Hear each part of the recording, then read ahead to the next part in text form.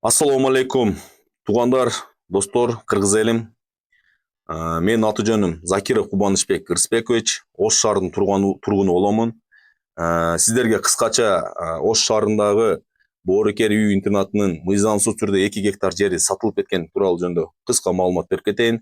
Видеого класс басып, каналга катталып, бөлүшкөнүңүздү суранабыз. Бул маалымат биздин президент Садыр Нуркожоевичке жана УКМКнын төрагасы Камчыбек Кыдышевичке жетсин.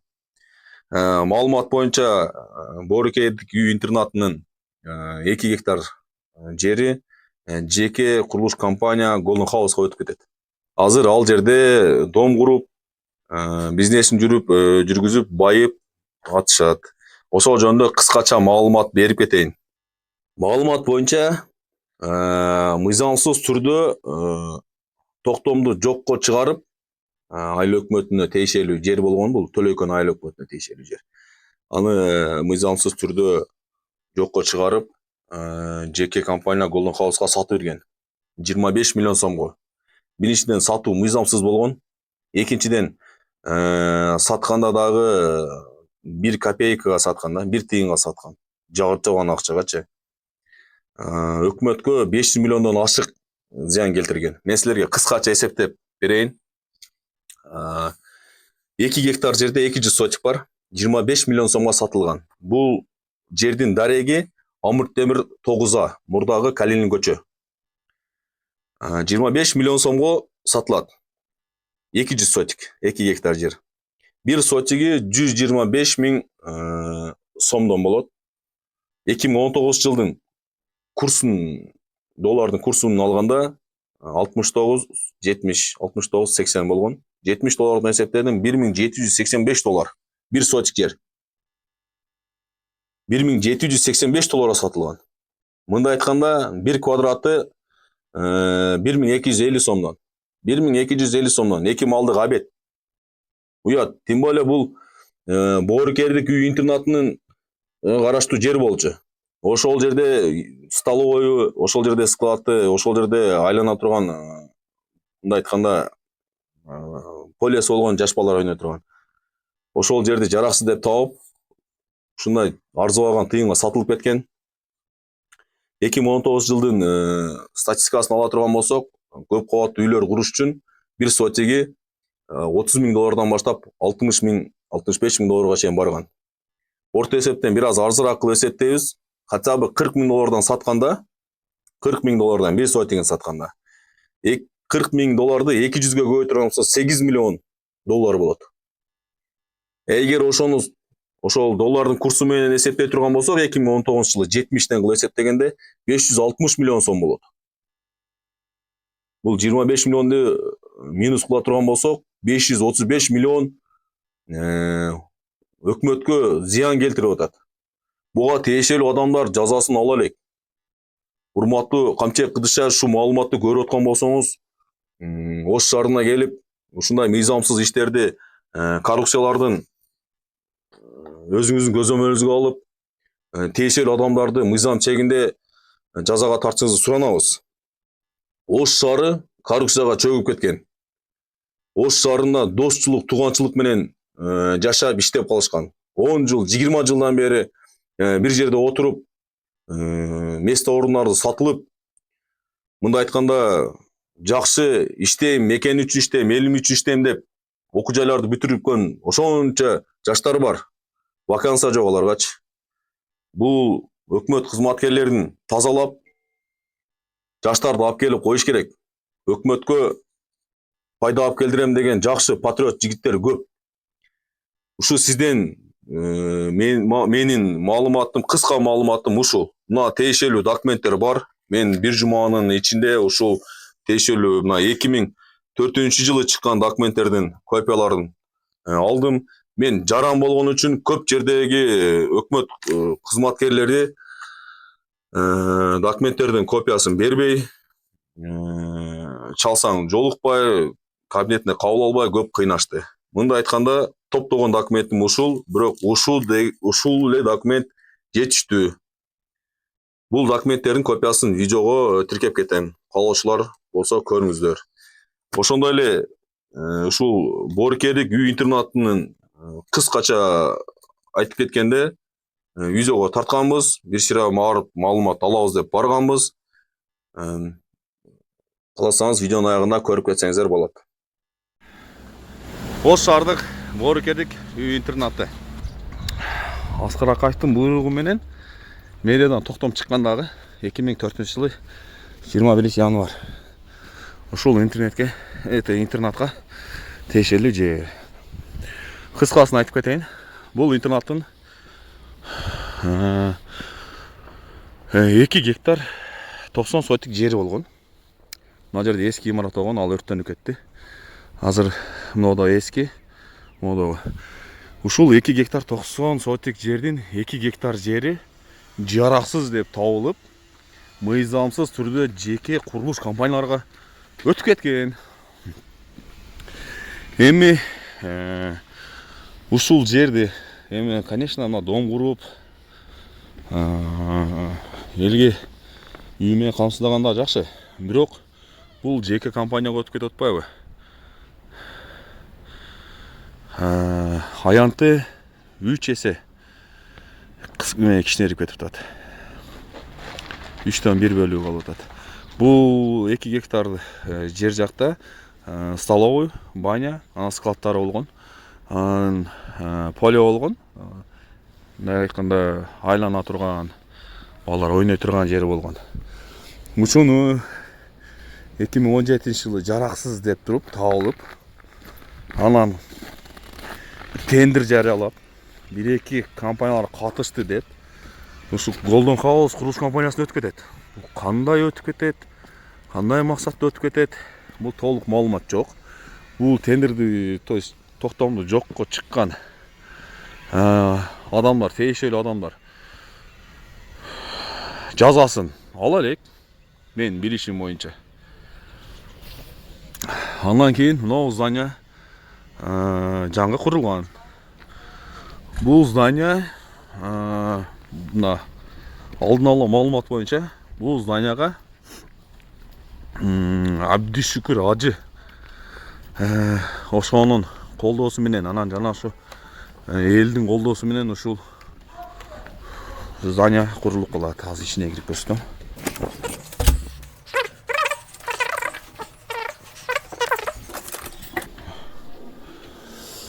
Айтып кетем, бул имаратта, то есть бул Боорукердик интернатында 4 жаштан жогору карыялар да бар бул жердечи. Мынакей. Ушундай сонун ремонт кылып,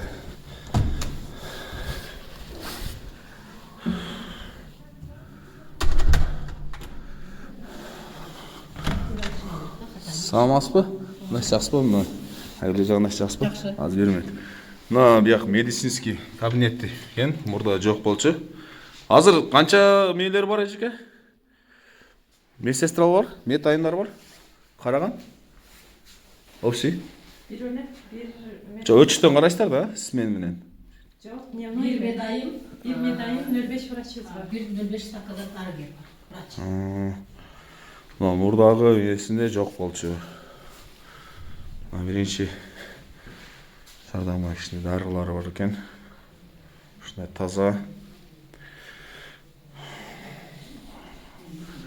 Анан Айгүлө жаз сизге киребиз, мына бир сыйра тартып чыгып кете берейин эжеке. Мына бияк эмне кабинет? Иш кагаздар,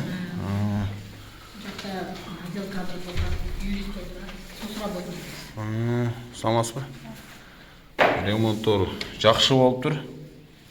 Прям миллиондук дейбиз го, бирок финансы жок болуп туруп, өздөрүнүн жанынан кылып атат. Бул өтө чоң.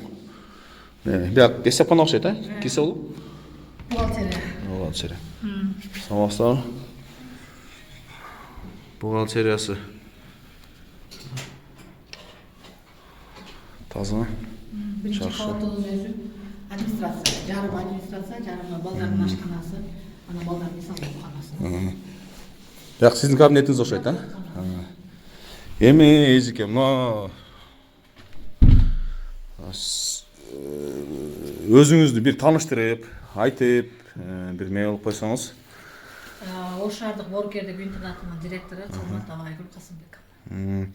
Эжеке, мен өзү башка маселе менен келдим эле. Бул жерде жердин мыйзамсыз түрдө жеке курулуш компанияларга өтүп кеткен максатында келдим эле. Анан келсем, мындай бир жакшына имарат курулуп, ремонттору жакшы болуп, туруп калыптыр.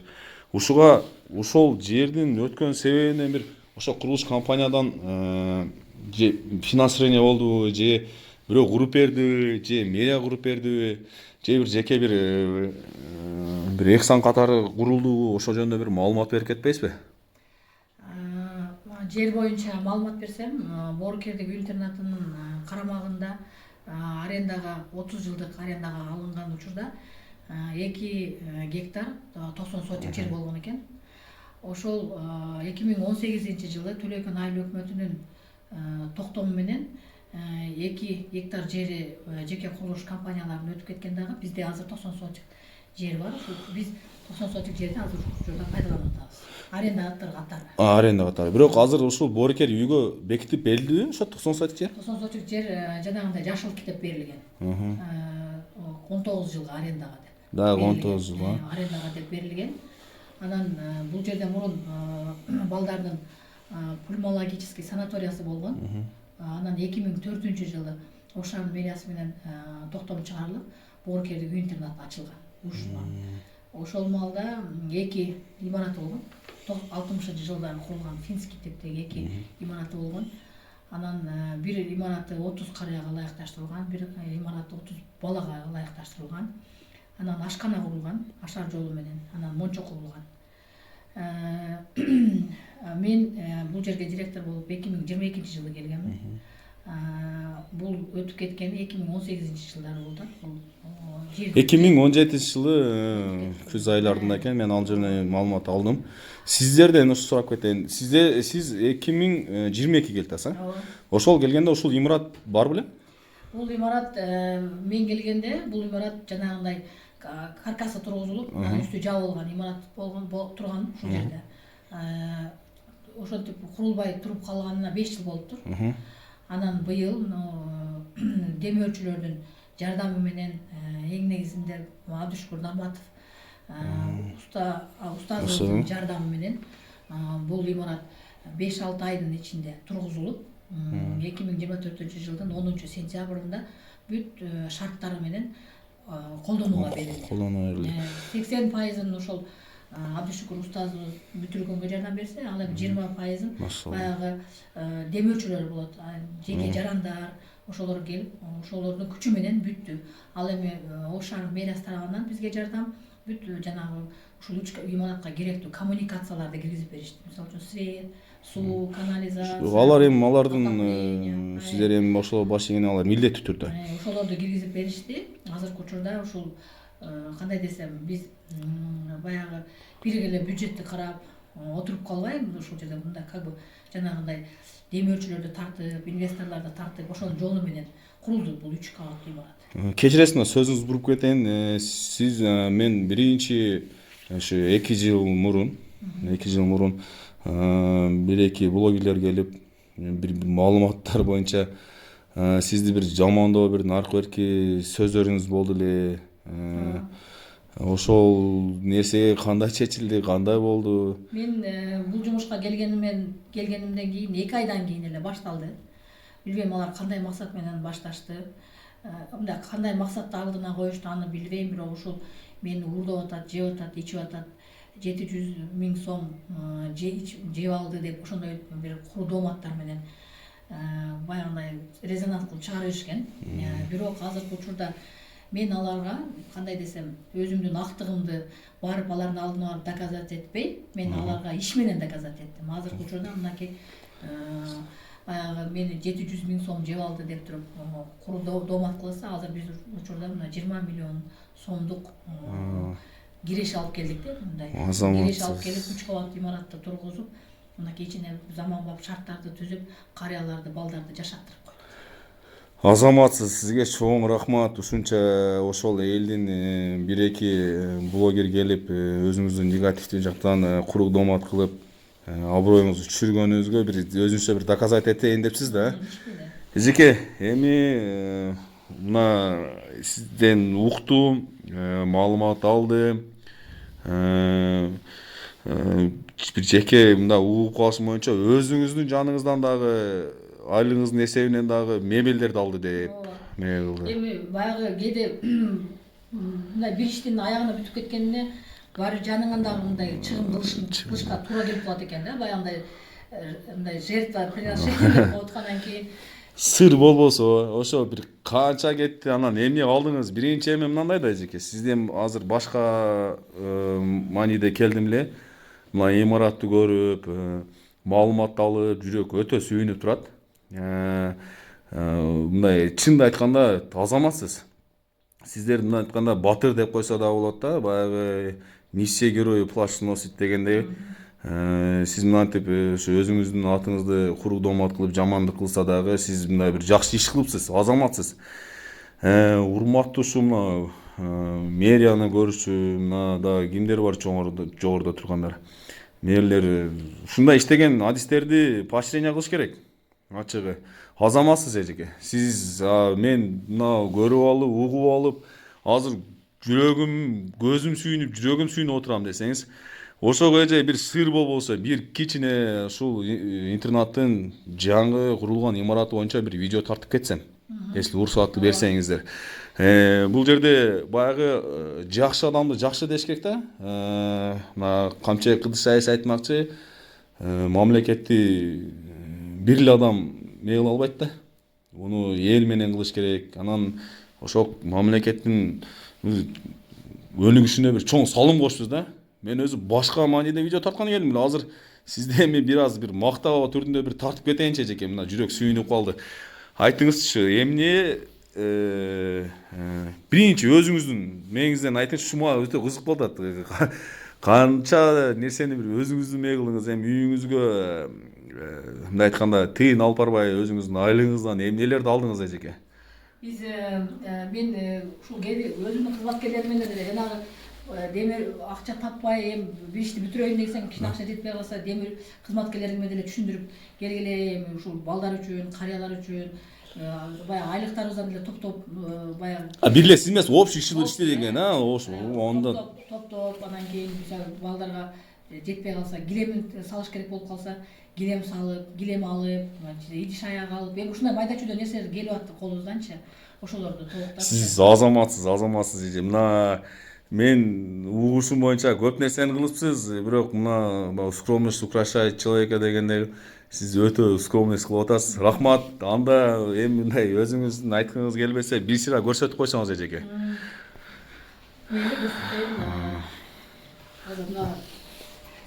Мына айтып кетейин, мына камералар коюптур, безопасности. Бул жакта баягы коомдун зомбулун көргөн жаш балдардан болсо эле эжеке. Бизде кароосуз калган балдар, анан кийин жалгыз бой карыялар бар, ылайыкташтырылган. Азыркы учурда бизде бул жак залыбыз, чоң залыбыз. Бул жерде мындай иш-чараларды өткөрөбүз, баягындай. Концерт, чоң иш-чараларды ушул жерде өткөрөбүз. Мына дүйшөмбү күнү балдар менен чогулуп алып бардыгыбыз ёлка жасайбыз деп пландаштырып атабыз. Ушул жерге киргиздик. Балдар менен ушул жерге ёлка жасайбыз. Сизге чоң рахмат, азамат, жакшы кылыпсыз.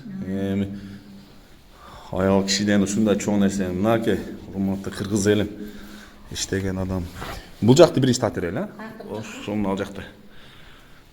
Бул жактара коюп, мына иштей турган адам, мамлекеттик кызматкер ушинтип иштей берет.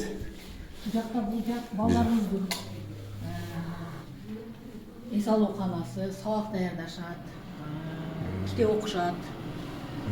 Бул жерде жанагы мына тарбиячыларыбыздын тарбиялык курсту да уюштуруп койгонбуз. Бул жерде тарбиялык ушуларды пландары бар. Ушулардын негизинде балдарга тарбиялык сааттарды өткөрүшөт. 5 эже, ошо сонун мындай айтканда жок. Жанагы жумалык иш план түзүлөт, бир айлык иш план түзүлөт. Ошол пландардын негизинде балдар бар. Мынакей. Карыялар күнү, мына жерде уже эне элибизге 35 жыл ата журтум асыл мекени ушул темаларды коюшат да. Мугалим Ошолорго уже алар балдар мектептен келгенден ушул жерде дагы үй тапшырмаларын аткарып. Үй тапшырмаларын аткарышат. Мына жерде отуруп алышат. Мына керектүү китептерди бул жерден алышат. Бул мынау стулдарды дагы демечилер алып келди, Мына жердеги килемдерибизден бери мына дивандарыбыздын баары ушул демечилер. Демечилер турандар мушту.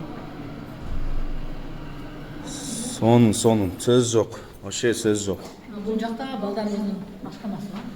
Мынакей. Ашкана. Полник деп атышат. Биз даярданган бире жок. Мына киргенде мынандай ракайналары коюлуптур. Такпайсың. Таза.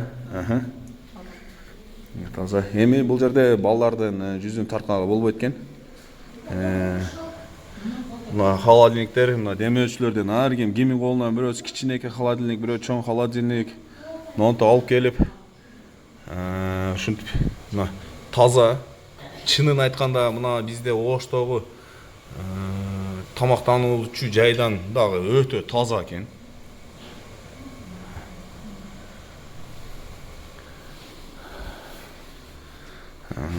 Мынакей, бул жерде балдар полдник кылып атыптыр.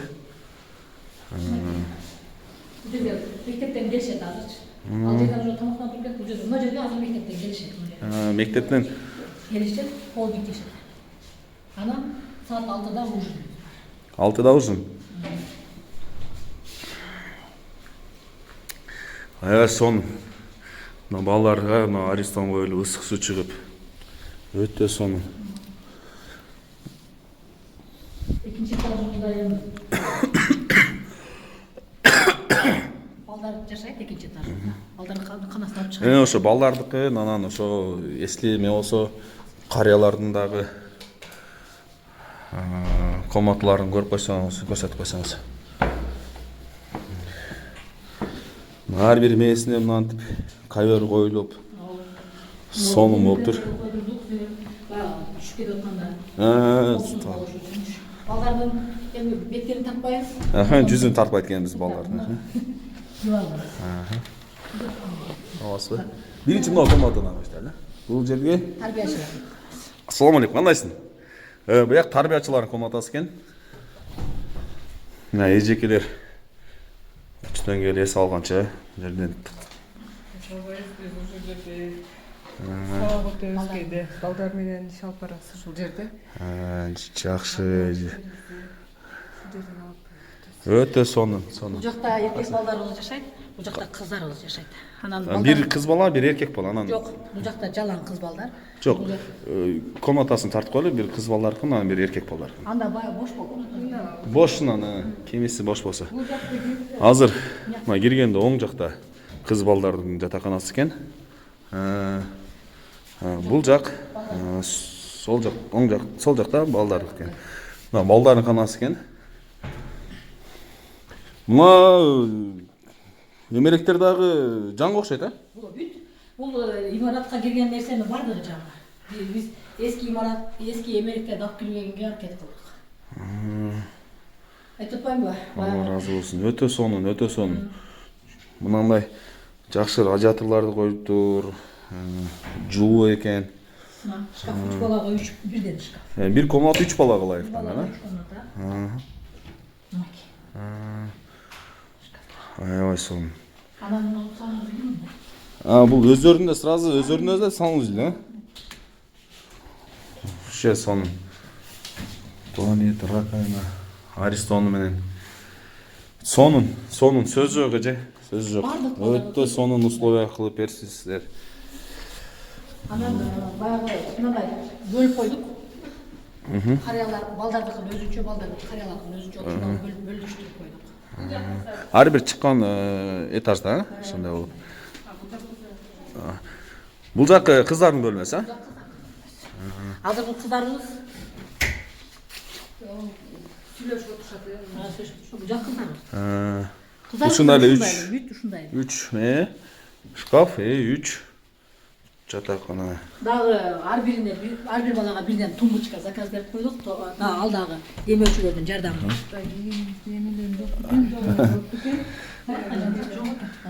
Бул жагы да ошондой. Ракайна, чачыктары. Аябай сонун. 3 этаж тең ушундай. Ремонттоо болгон, а? Анан баягы балдарга өзүнчө болсун деп нону дагы демөчүлөрдүн жардамы менен жасап ошону бөлүштүрүп койдук, бөлүп койдук. Жакшы болуп турат. Бул суук кирбейт. Алар өздөрүнчө. Жаш балдар мындай ызычуу болот го. Карыяларга көп жаба бербейт. Өтө сонун иштери болуп тур эжеке. Каралардын дагы жакты. Карыяларды чыгарып чыгып калат, а? Бул жакта мына отурушат. Мына жерден да тартып. Бирок булардын комнатасында ушул. Булардын кылышын, а? Мисалы отурушат. Ассаламу алейкум. Саламатсыздарбы? Тазаланып.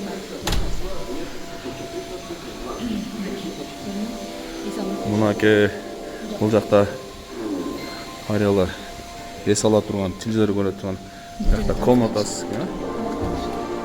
Жак ашканасы. Тамактанат экен. Даяр тамакты алып чыгып, бул жерде карыяларга тамактар катабыз. Тамактар катасыздар. Ошол жерге келишет. Анан ортунда жаткан карыялар бар төшөктө. Алардын алдына барып.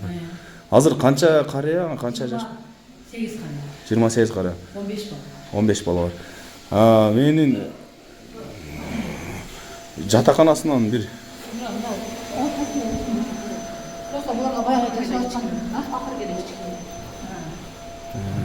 Мына жерде мына кечиресиздер, мына көрсөтпөгөнгө себеби бир аз не болуп калат экен. Бирок бир комнатада 2 карыя болот экен, а бул жакта? 2 карыя болот. Азыр бул жерде бир эле карыя жашап атат. Орундар бар. Орундар. Анан булардын саны өзү башкачараак. Мына буларда ванна. Буларда же ваннасы бар, а? Балдарга Жакшы. ванна койбодук, себеби баягы коркосуң да, баягы суу болуп эмне болбосун деп. А буларда ушундай. Бул карыяларда полный условия түзүп бериптир. Аристон, ракайна, унитаз, ваннасы менен.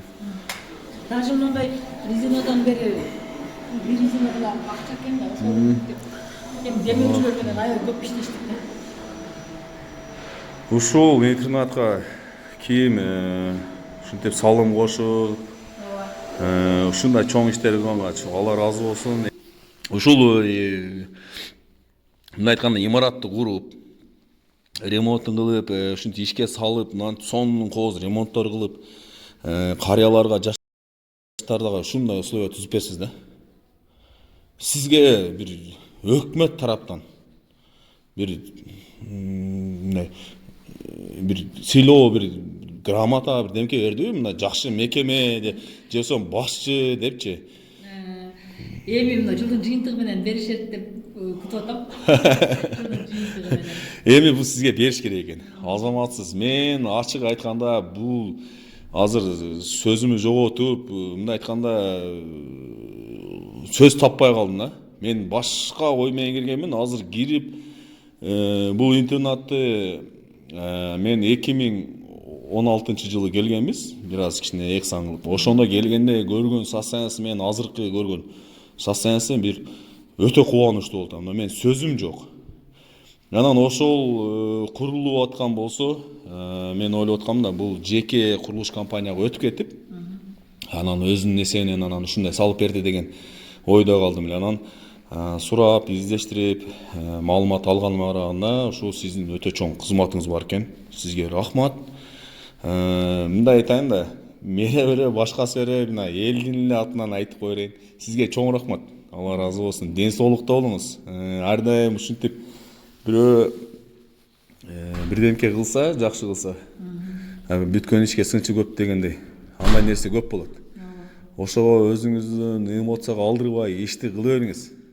Мына обычно балдар, мен 5 балам бар, 6 балам бар, 7 балам бар деп мактанса, мына сиздин 30та ата-энеңиз, 15та балаңыз бар экен. Ушулар эртең чоңойсо, кызматкерим бар. 30 кызматкериңиз бар. Кызматкерлерим дагы ушул жерде мен кызматкерлерге дагы мындай ыраазычылык айтып кетишим керек да, себеби ошолордун күчү менен биргеликте бир команда болуп ушул нерсеге бир эле жалгыз жетишпейсиң эч качан. Ушу кызматкерлердин күчү менен ушундай деңгээлге жетиштик да. Анан кызматкерлерге дагы ошо постоянно ыраазычылыгымды айтам, себеби зарплата майлар аз, бирок ошентсе дагы баягы мындай эми айтабыз да, раз пешенеңизге ушул нерсе жазылган экен, ушул иш, ушул жерде иштөө. Ошону мындай жакшынак отуруп, мындай дээрине жеткиликтүү кылып иштешибиз керек деп туруп, анан кийин ушул иштеп атабыз ушинтипчи. Азаматсыз эжеке, азаматсыз, сизге чоң рахмат. Ошол өзүмдүн атыман ушу биздин каналды көргөн катнашчылардын атынан сиздерге чоң рахмат, таазим, ишиңиздерге ийгилик, ар дайым ден соолукта болуңуздар. Урматтуу мына кыргыз элим, мына биздин ушундай герой айымдар, эжелер бар экен. Айгүл эже, сизге чоң рахмат. Сизге керектүү маалыматты алдык. Биз кичине бир аз тоскоолдук жаратып, иш убактыңызды алып койгонбосо кечирим сурайбыз. Сизге чоң рахмат. Азыр каршы болсоңуз эшигин дагы бир сыйра тартып чыгып кетсем, Тартсаңыздар дагы болот. Азыркы учурда дагы эле бизде баягы курулуш иши ушул боюнча токтоп калган жок. Себеби өзүңөр келатканда көрдүңөр, лифт курулуп атат.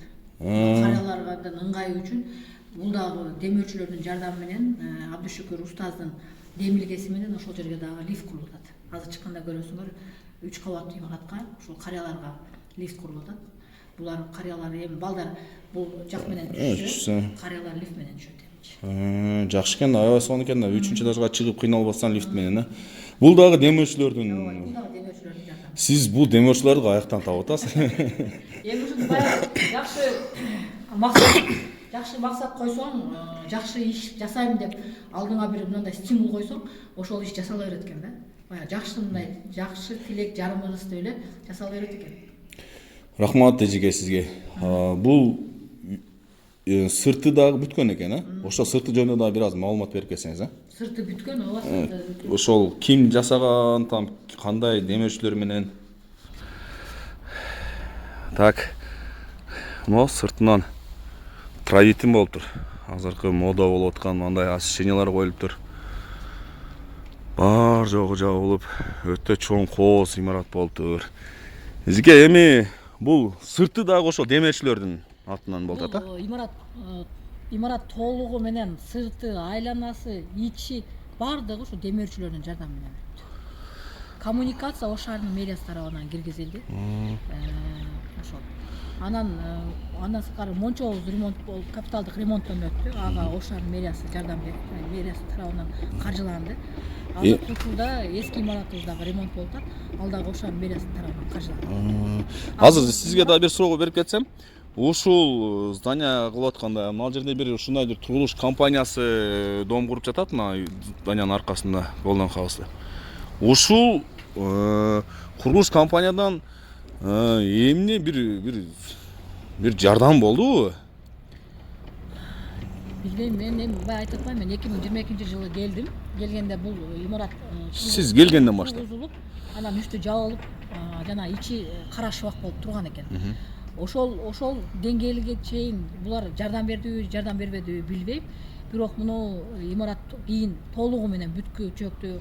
Бул строительный компаниядан бизге эч кандай жардам болгон жок. Анан көрдү. Азыр эми мына да эжеке, азыр мына эми бул жерде жаш балдар боорукердик үй интернат да. Анан эми менин бир алдын ала маалымат билишим боюнча бул жерде коомдон зомбулук көргөн жаш балдар, өгөй атасынан зордук өмүрлүк көргөн үй бүлөлүк ушундай зомбулук көргөн балдар тарбияланат да. Анан сизге ушундай 14 этаж дом курулуп, мындай бир ыңгайсыздыкты жаратып калбайбы? Эми кандай десем, булар курулуп атканда бизге аябай ыңгайсыз болду. Себеби баягы буларда күнү түнү курулуш иштери жүрөт да, баягы ар түрдүү ал жактан сварка иштери болот, жанагындай кран келип, чоң крандар келип, бетондорду коюшкан болот, куюп аткан ошол маалдарда карыяларыбыздан аябай жалоба түшүп атты. Булар вообще уктатпай атат, түнү да уктатпай атат, күндүз да уктатпай атат деп. Ошондой болуп атты. Андан сырткары жанагы чаңдан ушул кышында гана кичине арылып атабыз да чаңданчы. Болбосо баягы кышы жайы чаң болот бизгечи. Анан ошол нерселер болдук. Албетте ошолор болду. Андан сырткары биз бир дагы мен жардам көргөн жокмун булардан. Жардам беришкен жок. Же болбосо даже келип ушул кайсы компания экенин деле билбейбиз бул жактачы. Бул бир нече компаниялар бар да экен, ошолор деле келип, мисалы үчүн силерге эмне жардам, биз баягы курулуштан деген деле болгон жок да. Себеби биз баягы могу имараттын ачылышында мисалы үчүн брусчатка бастырдык да. Брусчатка бастырдык. Анан ушуларга деле келип мындай кичине салымыбыз болсо дагы деп жок дегенде бетон таштап берели, же болбосо мына жериңерге жардам берели деген бир дагы сунуш болгон. бул өтө өкүнүчтүү. Бул эмнеден бул интернатка тиешелүү жер болчу биринчи очту. Анан ушундай жардам болбогонуна өтө өкүнүчтүү эжеке. Сизге чоң рахмат эжеке. Эми бул дагы интернатка бир алдыңкы пландарыңыз барбы, жокпу? Эмне курдуруп? Пландарыбыз бар ошол. Эгер мына азыр видеоңузду көрүп аткан элдер бир салым кошом, ушул интернатка бир жардам берем десе, кандай жардам берсе болот? Бизге көбүнчө эле баягы жарандар кайрылат да, эми мындай спонсорлор, демөөрчүлөр баягы тамак аш тараптан жардам берели, же кийим кечеден жардам берели деп ушинтет да. Дегенде биз айтабыз жок. Биздин тамак ашыбызга аябай Ош шаарынын мэриясынан тамак ашка жакшы каражат бөлүнөт, кийим кечеге жакшы каражат бөлүнөт. Анан мына курулуш иштерине баягы наркы эски имараттарды ремонттогонго ошондой жардамдар болсо жакшы болот эле. Ошол эски имаратта дагы азыркы учурда ремонт иштери болуп атат. Бир туруп кандай десек, же линолеум жетпей калып атат, же эшигибиз жетпей калып атат. Ошондой тараптан жардам беришсе жакшы болот эле. Эжекем, азыр бул жерде бизден көп жаран Россияда да. Ошо Россияда жүрүшөт. Эми алар өздөрү келип линолеум алып кела албайт да. Может алар бир счетуңар бардыр, спец. Биздин өзүбүздүн атайын спец счетубуз бар. Ошол жакка Боорукердик үйдүн Боорукердик интернаттын өзүбүздүн счетубуз бар. Ал жакка түшкөн акча мына мисалы үчүн көзөмөлдөнөт. Мэрия тарабынан дагы жанагы Горфо тарабынан да көзөмөлдөнүп турат. Ал жерден биз мындай алып туруп, мындай өз кызыкчылыгыбызга иштете албайбыз эч качан. Ал спец счетко түшкөн акчаны ошолордун көзөмөлүнүн негизинде гана бул жакка жумшай алабыз да. Ал жерде бир комиссиялар колдоо көрсөт. Алар биз алардан суранабыз. Например, биз бул жерге ремонт кылат элек, же болбосо эмерек сатып алабыз, же ушундай десек, ошого тиешелүү акчаны бөлүп беришет ошолорчу. Түшүнүктүү. Ошол спец счеттон, то есть интернаттан башка жакка өтүп кетпейт дагы. Кетпейт. Только ошо интернатка кызыкчылыгы үчүн колдонулат. Сизге рахмат. Ушул дагы ошону айтайын деген, баягы мени келиндиктеринде 700 миң жеп койду, анан мынанча жеп койду деп айтышат да. Биздин интернаттын өзүнүн колунда эч качан андай акча болбойт. Өзүнүн акчасы болбойт. Только ошо счетто болот. Счетто болот. Ал счеттогу акча мындай 2-3 орган тарабынан көзөмөлдөнүп турат. Азыр кокус ушу Россиядагылар которсо ошол спецсөзгө өтүшөт экен да. Ал кандай болбосун дагы эмне бир жардам бир керек болсо ошону алып келсин. Горфого кайрылабыз. Мисалы үчүн мына жаңы эски имаратты, азыркы учурда эски имаратты ремонттоп, ал жерге дагы бир борбор ачалы деп пландаштырып атабыз. Бул боюнча дагы сунушту Ош шаарынын мэриясына бердик. Алар бизди колдоп атышат. Анан кийин баягы баары бир кандай десем, же бир шкаф жетпей калат экен, же кровать жетпей калат экен. Анан ошондой нерселер болгондо ошол Горфого кайрылабыз дагы. Биздин атайын эсепте мынанча акчабыз бар экен.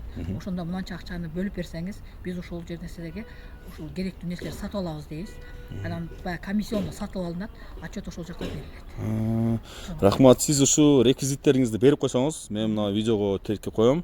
Эгер желающийлер болсо, Кудай өз сактасын, ушу балдар жетим калбасын, ата-энелер кароосуз да калбасын. Кыргызстан үчүн өтө өкүнүчтүү. Ачык эле ата-энелер карай албаган ата-энелер да кайрылар, туурабы? Ушундай кылыштан Кудай сактасын. Эгер баягы жетимдин башын сыласаң 5ке чөсүн деген ушул да. Ошого мына бир бир жарандар иштегендер өзүнүн тапканынан бир эхсан кылып же садака кылып чыгарайын деп бир жай таппай жүргөн жерлер болуп калышы мүмкүн да. Ошого мына видеого реквизитиңизди кыскартып коюн.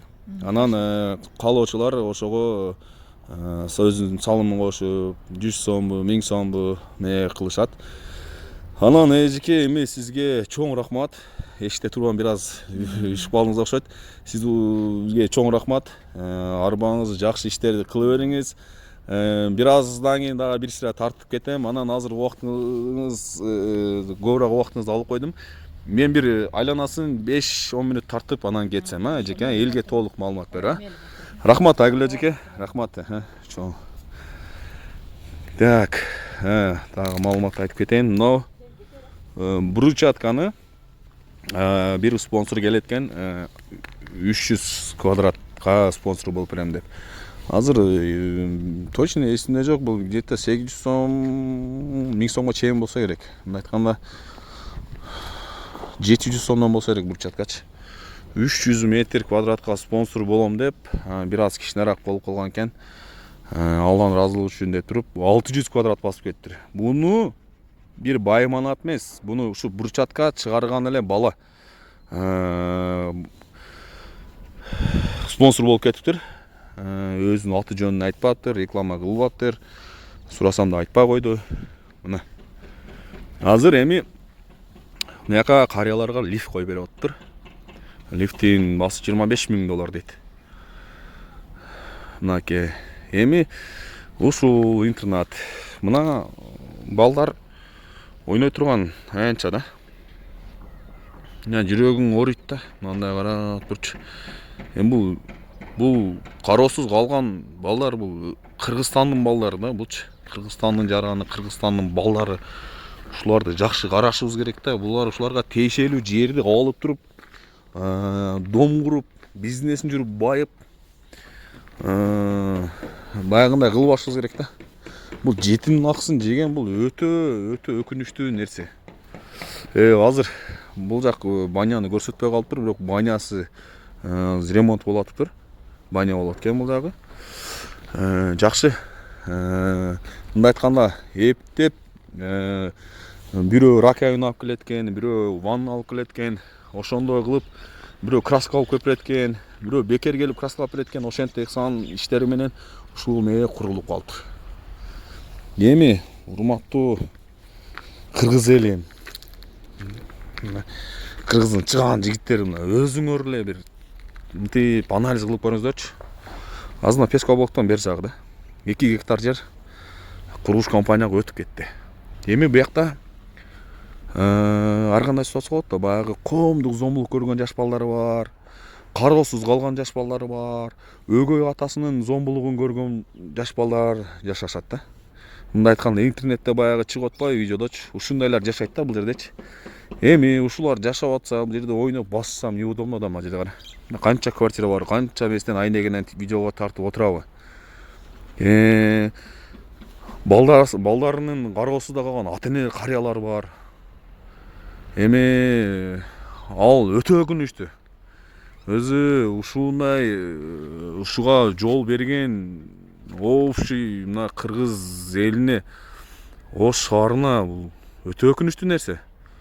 Ушул курулуш компанияга бербестен, ушул интернатка, спорт площадка, бир парк кылып кичине бир, же болбосо бир мектеп, же болбосо бир окуу жай куруп койсом, жакшы чоң өкмөткө, мамлекетке плюс болот эле да. Азыр мынтип отурушат эми. Уят мына коррупциянын оту чокусунда жүргөндөр. Ушул балдардан эртең депутат, президент, мына Камчыбек Ташеков окшогондор чыгат да ушул жерденчи. Кыргыз элине иштейм деген патриот жигиттерчи.